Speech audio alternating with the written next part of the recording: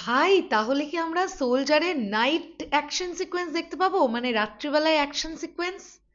এরকম হওয়ার পসিবিলিটিস কিন্তু দেখা যাচ্ছে। আমার কাছে এরকম একটা আপডেট আছে যেটা তোমাদের সঙ্গে আমি এখন শেয়ার করব, তার জন্য তোমাদেরকে গোটা ভিডিওটা দেখতে হবে। আমি আবারও বলছি, গোটা ভিডিওটা না দেখে প্লিজ কেউ কমেন্ট করবেন না, কোনো মন্তব্য করবেন না, ভিডিওটা শেষ অবধি দেখুন আমি এক্স্যাক্টলি কি বলছি। একটা কোনো খবর শিওর আমি বলছি, আর একটা খবর আমি প্রেডিক্ট করছি, এই দুটোর মধ্যে কিন্তু তফাৎ থাকে। এটা আপনাদের একটু বুঝতে হবে। হ্যালো আমার সাকিবিয়ান ভাইরা বোনেরা, চলে এলাম আরো একটা নতুন ভিডিও নিয়ে। আশা করছি তোমরা প্রত্যেকেই খুব ভালো আছো। আমি অলরেডি তোমাদেরকে আজ থেকে একদিন আগেই জানিয়ে দিয়েছিলাম যে 19শে জুন থেকে ব্যাংককে সোলজারের বাকি অংশের শুটিং স্টার্ট হচ্ছে। তো আজকে 19 তারিখ, আজকে রাত্রিবেলা থেকে শুটিং শুরু হবে। ইয়েস, সকালবেলায় অলরেডি টিম ফাইনালি গিয়ে পুরো জায়গা দেখাশোনা সমস্ত ঠিকঠাক আছে কিনা, ডিরেক্টর অ্যান্ড ডিওপি থেকে শুরু করে তারা গিয়েছিলেন।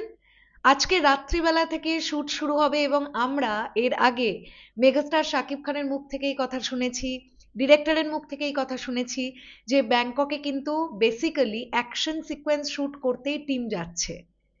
তো আমরা এটা নিয়ে আগেও আলোচনা করেছি যে ব্যাংককেই কেন অ্যাকশন সিকোয়েন্সের শুট, তার মানে ডিরেক্টর অ্যাকশনের দিকে একটু নজর রাখছেন যাতে ভালো হয় অ্যাকশন সিকোয়েন্স।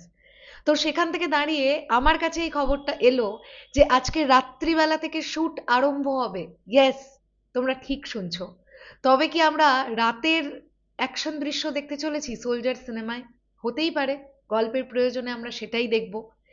এক্স্যাক্টলি ব্যাংককে 4-5 দিন কি কি শুট আছে সেটা তো একদম পার্টিকুলারলি জানা যাচ্ছে না। শুধুই অ্যাকশন সিকোয়েন্সের শুট আছে নাকি অন্য কোনো দৃশ্যেরও শুট হবে, সেটা ধীরে ধীরে ক্রমশ প্রকাশ্য, অথবা সিনেমা যখন আমরা দেখতে যাব বা টিজার ট্রেলার এলে যদি আমরা সেখান থেকে বুঝতে পারি তাহলে আমরা বুঝতে পারবো। বাট আমার কাছে যে খবরটা এলো আমি ভাবলাম তোমাদের সঙ্গে শেয়ার করে দিই। মেগাস্টার শাকিব খান প্রচন্ড খোশ মেজাজে সোলজার সিনেমার বাকি অংশের কাজ কমপ্লিট করছেন, এমনটাই খবর পাওয়া যাচ্ছে। মেগাস্টার শাকিব খান তিনি নিজেও এই ধরনের একটা প্যাট্রিয়টিক প্রজেক্ট করতে চাইছিলেন এবং সোলজারের গল্পটা তাঁর খুব পছন্দ হয়েছিল বলেই তিনি ইয়েস করেছিলেন।